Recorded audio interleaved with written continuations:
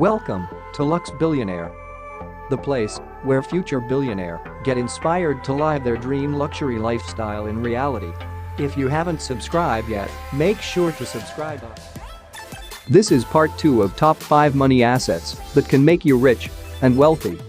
Now let's get into the topic. 5. Interest-paying bonds. Bonds are basically IOUs from businesses to investors.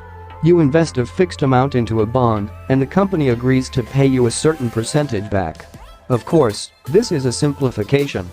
You can purchase bonds from all sorts of entities, including 1. Companies' corporate bonds. 2. Large, stable companies. 3. Small, ultra-risky companies. 4. The federal government. 5. Sections of the federal government. 6. State and local government. 7. Foreign companies or governments. Interest rates obviously vary significantly depending on your type of bond and the current interest rate environment. But in general, you can expect bonds to yield anywhere from 1 to 4%. Investors typically enjoy bonds for the stability of their fixed payments and the stability of the underlying price of the bond itself. While stocks tend to fluctuate wildly in price, the price of bonds is much more stable by comparison. 6. Dividend-paying stocks. Now we're getting to something with real wealth-building power. When you purchase stocks, many of those companies pay out a portion of earnings to shareholders on a regular schedule. These are called dividends, and let us tell you, there's few things more exhilarating than a big fat check with your name on it, courtesy of your stock market investments. Typically, dividend-paying stocks are the larger, more established companies. In fact, there's a whole set of stock market darlings known as the dividend aristocrats who have earned their title by increasing dividend payouts for 25 consecutive years or more. Currently, Procter & Gamble and Dover Corporation are neck and neck, with 61 and 62 straight years of dividend increases. The percentage rate of dividends varies by company. If you're an investor, for example in Ecolab, you're currently looking at 1.12% dividend rate. If you felt like using up those dividend yields, you could always move some money to a company like AT&T, whose annual dividend yield is 6.05% right now. Things get really exciting when you realize that for someone capable of living off $30,000 a year, a $496,000 investment in AT&T could fund their whole lifestyle. Did we mention that if dividends represent your only income source, a married couple can earn up to $75,900 of dividend income a year without paying any taxes?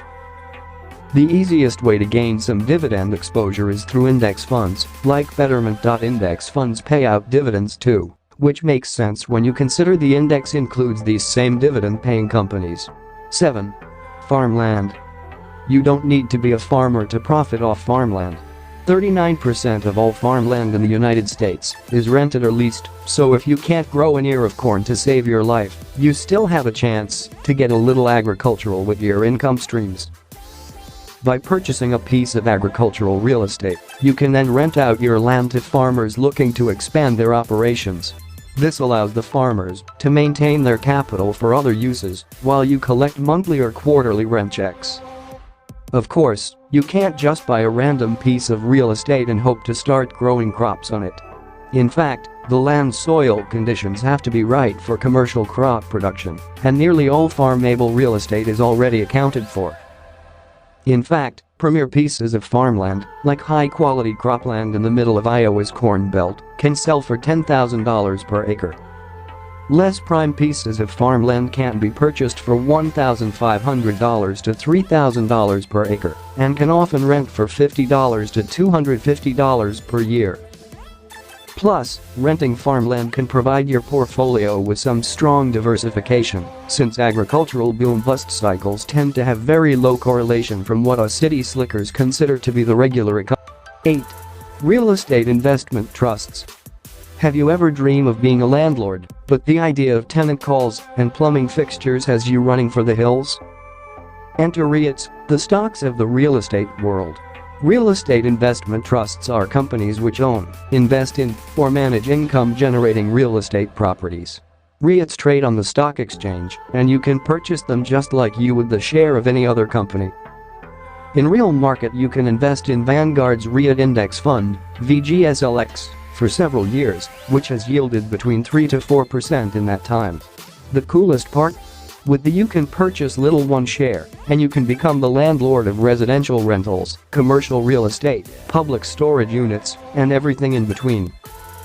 By law, REITs have to distribute over 90% of their earnings to shareholders, which can lead to some seriously high dividend rates. You have to be careful though, as high-yielding REITs tend to be extremely unstable. Want to get really crazy with it? You could buy REITs using 20% of your own money and 80% borrowed money. This approach does a decent job replicating the same leverage experienced when buying a rental property with a 20% down payment. Around this time, it's important to remember the golden rule of finance: there's no such thing as increasing returns without taking increasing investment risk. 9. Timberland? Who says money can't grow on trees? When you own a timber operation, your money literally can. As trees grow, they add more volume and therefore become more valuable for timber harvesting. In good soil, some timber species can grow as much as 3 to 4 feet per year and reach heights over 100 feet at maturity. These big trees can sell for big bucks. Sure, it takes a bit of patience. Depending on the type of tree, from seed planting to maturity takes 15-30 years. Softwoods, such as pine, are ready for harvest in just over a decade, while hardwoods like cherry oak or maple take the longest to mature. Bare timberland can be purchased for $100 to $500 per acre, and a mature acre of timberland can be harvested for $500 to $2,000 per acre. Certain tree types, such as walnut, whose straight-grained wood is desired for furniture, veneer, and gunstocks, can sometimes produce over $100,000 of timber per acre. Occasionally, the trees need to be thinned to encourage faster, straighter growth. But even these culls can be sold to help cover operation costs. Want to double down? Certain trees, like walnut or chestnut, can start producing nuts after 3 to 10 years, and these nuts can be sold to generate additional income. Other producers double crop their timberland, planting trees far enough apart to grow other crops in between, or allow livestock to graze on the land for yet another income source. The best part is trees keep growing, rain or shine, and so does their value. In total, timber typically increases in value by 2 to 14% per year, with taxes deferred until harvest. From 1905-2005, timber outpaced inflation by 3% per year, and the NCRAIF Timberland Index outperformed even the S&P 500, with an average annual return of 12.88% per year. Remember the last time you visited McDonald's and that wonderful conversation you had with the store's owner? Of course you don't, because those store owners are never there. They outsource all the day-to-day operations to any individual else, which turns their franchise purchase into a pretty passive earnings source. A franchise purchase presents you the property to use a parent company's trademarks, exchange secrets, and proven business plan in exchange for a percentage of the location's profits. The requirements to starting a franchise varies by brand. McDonald's claims one of the most expensive franchise fees at $45,000, and the initial investment to build or purchase a store ranges between $1 to $2.2 million. Plus, they require you to have a whopping $500K of liquid assets. Your return for investing that sort of cash?